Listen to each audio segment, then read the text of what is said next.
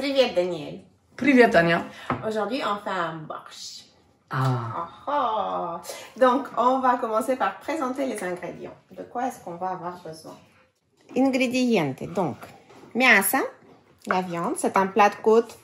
Ça peut être un jarret de bœuf ou du veau, mais l'idée, c'est qu'il y ait de l'os, bien sûr, dedans. Hein. Donc là, c'est un morceau qui fait à peu près 1 kilo, donc c'est parfait pour notre borsch. Quelque chose qu'il faudra trouver dans un magasin russe, c'est du chou fermenté. Hein. On peut bien sûr le préparer soi-même, mais c'est un peu long, il faut savoir faire, donc c'est mieux d'en trouver dans un magasin russe. Là, ce bocal a déjà servi une fois, comme tu vois, donc il me sert à peu près pour 3 borshs.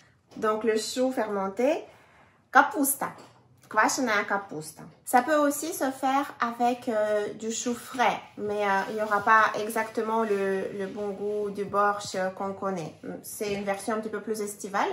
Moi, je fais aussi aujourd'hui une version estivale, mais avec quand même le chou fermenté parce que je préfère. Donc, on continue avec les légumes. Овощи. On a déjà dit kapusta.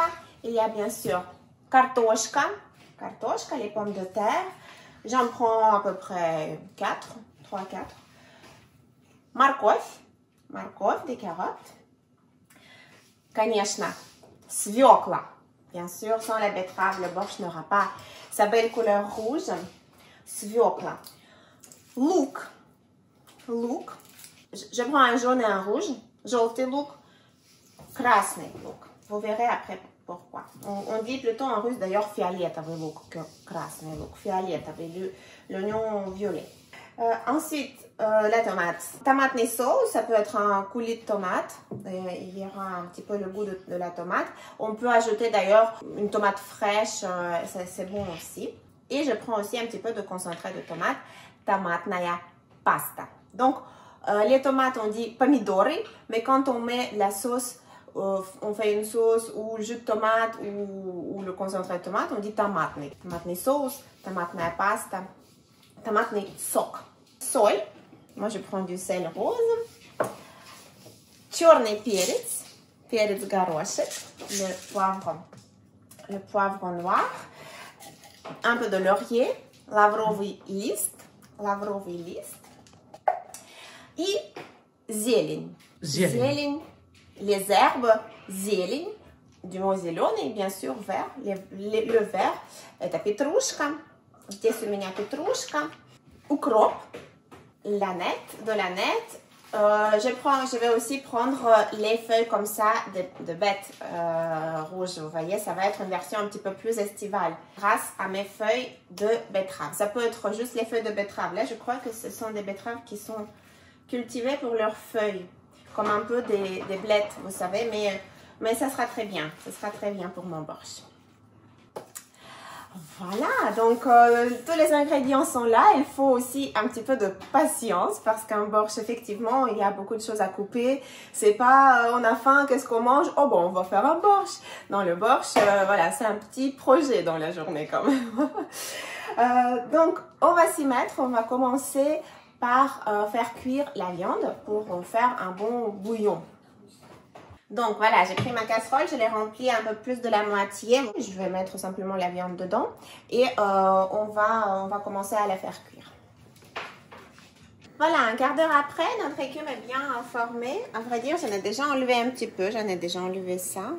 Donc avec un écumoire, lui je l'ai acheté en Russie. Pourquoi est-ce qu'on fait ça? Pour que le bouillon il soit tout transparent. On peut sinon ne pas enlever l'écume et ensuite passer votre bouillon une fois qu'il est cuit. Mais bon, je trouve que c'est plus facile d'enlever l'écume.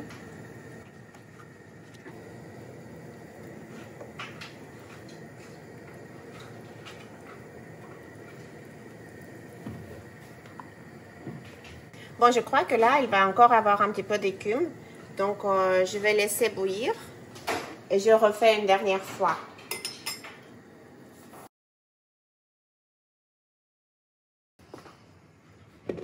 Donc là, aujourd'hui, j'ai mis ma viande dans la matinée. Je la laisse cuire pendant 1h30, 2 heures tranquillement. Et ensuite, dans l'après-midi, je ferai le reste. Je couperai mes légumes, etc. Donc, je ne prépare rien pour l'instant. Je laisse simplement la viande cuire.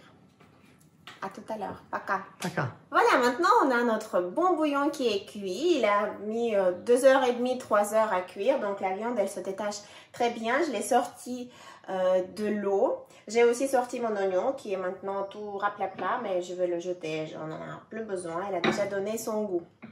La viande, je vais la trier. Je vais enlever tout ce qui est un petit peu gras, voilà, les nerfs, tout ça. Et je vais la couper en morceaux pour ensuite la remettre avec mon borscht. Pendant la dernière demi-heure de la cuisson, j'ai eu le temps d'éplucher mes carottes, mes 4 carottes. Я почистила морковь и порезала. Et donc, je les ai aussi coupées. Les carottes, les betteraves et j'ai aussi coupé les oignons comme ça en quart de rondelles.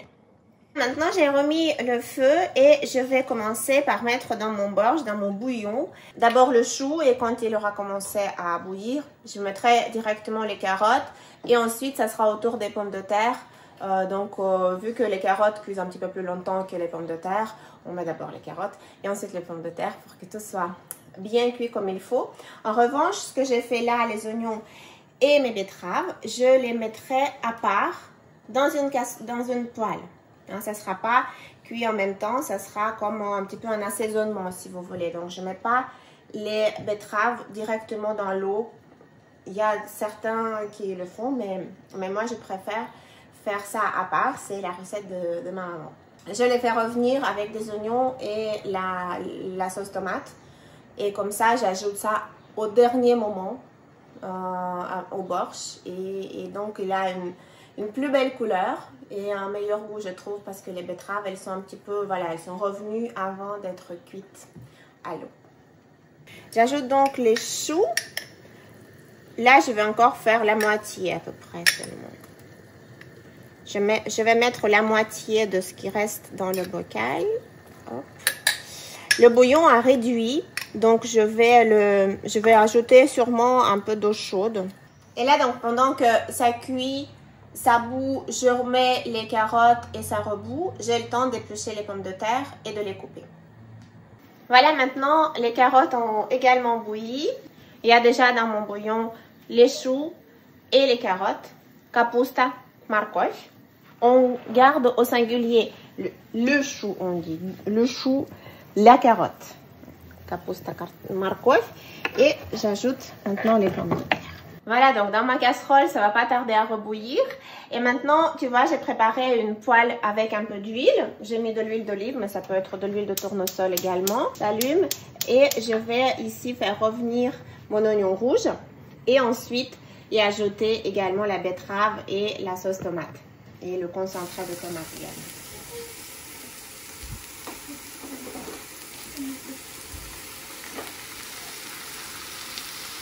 Maintenant, on a quasiment tout dans le borscht. Il reste à y ajouter mon assaisonnement rouge, la betterave et tout ça. Et ensuite, les herbes fines, j'ai mis de l'aneth et du persil, mais on peut aussi mettre de la coriandre fraîche, de la ciboulette, de l'estragon, tout ce que vous avez sous la main en herbes fines. Vous pouvez tout mettre dans le borscht. Plus vous en mettez, meilleur ça sera. Voilà. Donc, les branches de betterave ont pris un peu d'avance parce que c'est un peu plus gros. Il fallait que ça cuise un petit peu plus. Maintenant, j'y ajoute mes betteraves. Vous allez voir la couleur, comment ça va changer tout de suite. On va dire que les betteraves, elles ont déjà cuit. Hein. Elles n'ont pas besoin de rester longtemps à cuire, à bouillir dans le borscht. Et c'est grâce à ça que la couleur, elle sera plus belle. Et même le goût, je trouve que c'est meilleur quand c'est comme ça que quand on a fait cuire les betteraves dans le borscht. Alors, regardez maintenant tout ce qu'on a ici. Мясо, морковь, картошка, капуста. On dit que la bonne consistance, c'est quand ça tient. Voilà, ça tient. Отлично. Voilà, maintenant, il me reste à ajouter de l'ail, чеснок. J'ai pris de l'ail frais, donc c'est une grosse gousse que j'ai coupée. Et on ajoute ça à la fin, même sans que ça boue. Vous voyez, c'est déjà prêt.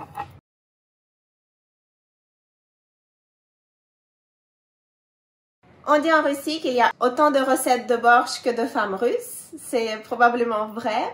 Moi, ma version est peut-être pas forcément la plus répandue, mais elle est très très bonne. Moi, c'est celle que je préfère. Forcément, c'est celle de ma maman. En Ukraine, je sais qu'ils ajoutent des morceaux de lard cuit. Mon père avait fait des essais, mais ça n'avait pas marché avec moi. Le lard cuit dans l'eau, c'est pas mon truc, vraiment pas. On servira le borsch avec bien sûr de la crème fraîche épaisse, smetana. Et puis on peut encore ajouter des herbes fraîches si vous voulez directement dans l'assiette. Et on mangera, moi je préfère le borsch avec du pain noir, avec du borodinsky, ça se trouve aussi des fois dans les magasins russes, vous pouvez goûter, c'est un pain très parfumé, un petit peu dense, un peu comme les pains suédois, mais beaucoup plus parfumé parce qu'il y a beaucoup de coriandre dedans. Mais vous pouvez aussi le manger avec du pain de seigle, le pain de campagne, c'est très très bon avec.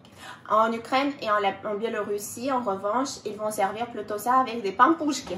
Борщ с пампушками.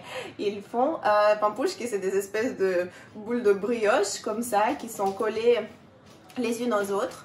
Mais moi, c'est pas ce que je préfère. Moi, c'est plutôt le pain noir avec le borsch. Borsch qui est bien sûr plein de saveurs, plein de vitamines, beaucoup de légumes. Donc, c'est très digeste.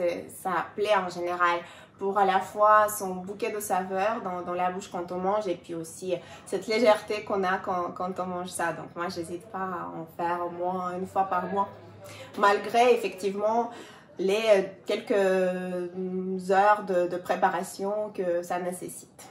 Bon appétit, приятного аппетита. Пока.